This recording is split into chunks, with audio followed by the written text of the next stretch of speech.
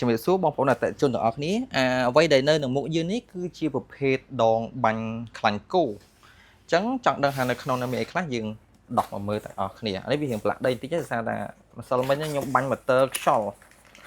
បាញ់សម្អាតបន្តិចហ្នឹងហើយខ្ញុំរៀងហុយឃើញអញ្ចឹងនៅក្នុងនេះយើងមានអស់ហើយនៅក្នុងនេះយើងមានបំពង់ត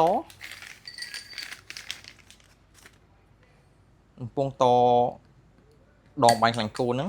ឃើញទេ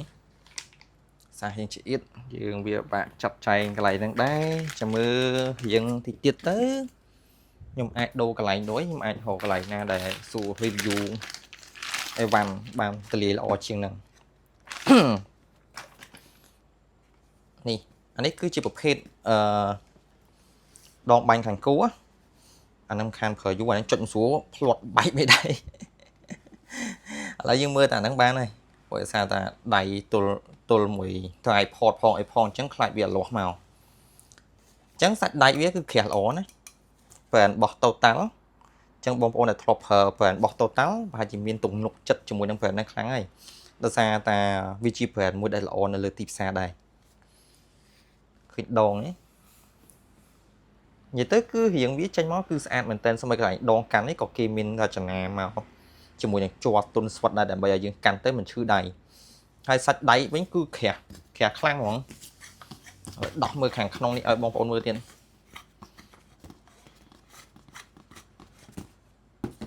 ឃើញស្ពឺគេល្អមែនតើស្ពឺឈើអញ្ចឹងយើងដោះទៅវានេះតិចរៀងយូរតិចតែវាចិត្តល្អមែនតើនេះសាច់កស៊ូសាច់អីបងប្អូនមើលសាច់ដៃឲ្យហើយទៅឃើញទេមិនស្រាក្បាក់ឡាក់ដូចប្រភេទញោមណាអញ្ចឹងបើបងប្អូនចង់បានបងប្អូនកុំភ្លេចតាក់ទងមកកាន់ខាងសម្ភារៈជាងហើយតម្លៃគឺតម្លៃពិសេសមែនតើឥឡូវក្នុងអំឡុងពេលប្រជុំនេះខ្ញុំលក់គឺលាងស្តុកម្ដងខ្ញុំលក់តែ$10ទេហើយសេវាដឹកគឺ$1តម្លៃពេញវា$12អញ្ចឹងក្នុងកំឡុងពេលប្រជុំច្រឡំចូលឆ្នាំប្រជុំបិណ្ឌនេះគឺខ្ញុំបញ្ចុះតម្លៃត្រឹមតែ$10ជាមួយនឹងសេវាដឹក$1អញ្ចឹងទាំងអស់$11បងប្អូនអាចបាន